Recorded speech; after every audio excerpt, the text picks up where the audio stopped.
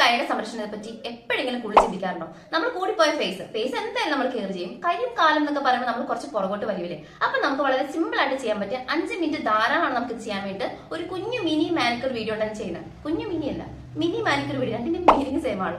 Mini manicure video ആണ് നമ്മൾ ചെയ്യുന്നത്. നമുക്ക് വേണമെങ്കിൽ വീട്ടമ്മമാരാണെന്നുണ്ടെങ്കിൽ നമുക്ക് അടുക്കളയിൽ ജോലിയൊക്കെ കഴിയുമ്പോൾ നമുക്ക് രാത്രിയൊക്കെ ജോലി കഴിഞ്ഞിട്ട് നമുക്ക് അടുക്കളയിൽ വെച്ച് നമുക്ക് ഈ വേണമെങ്കിൽ മാനിക്യൂർ നമുക്ക് ചെയ്യാൻ പറ്റും. വളരെ സിമ്പിൾ ആയിട്ട് ചെയ്യാം. പിന്നെ ഈ മാനിക്യൂർ ചെയ്യുമ്പോൾ നമ്മൾ മെയിൻ ആയിട്ട് നമ്മൾ ഉദ്ദേശിക്കുന്നത് എന്താണെന്ന് വെച്ചാൽ നമ്മുടെ കയ്യിലെ ചുളിവുകളൊക്കെ ഉണ്ടാവുമല്ലോ, ആ ചുളിവുകളൊക്കെ മാറും, നമ്മുടെ കൈ നല്ല സോഫ്റ്റ് ആവും.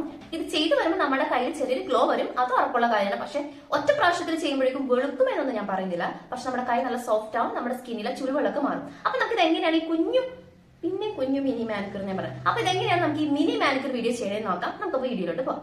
നമ്മൾ ആദ്യം തന്നെ ചെയ്യേണ്ടത് നമ്മുടെ കൈയിൽ നിന്ന് ചെറു ചൂടുവെള്ളത്തിൽ 1 മിനിറ്റോളം മുക്കി വെക്കാം കേട്ടോ. ഫസ്റ്റ് സ്റ്റെപ്പാണ് നമ്മൾ ഓയിൽ വെച്ച് മസാജ് ചെയ്യാന്നുള്ളത്. ഞാൻ കോക്കനട്ട് ഓയിൽ എടുത്തിരിക്കുന്ന ബദാം ഓയിലോ ഒലിവ് ഓയിലോ ആണ് ഏറ്റവും ബെസ്റ്റ്.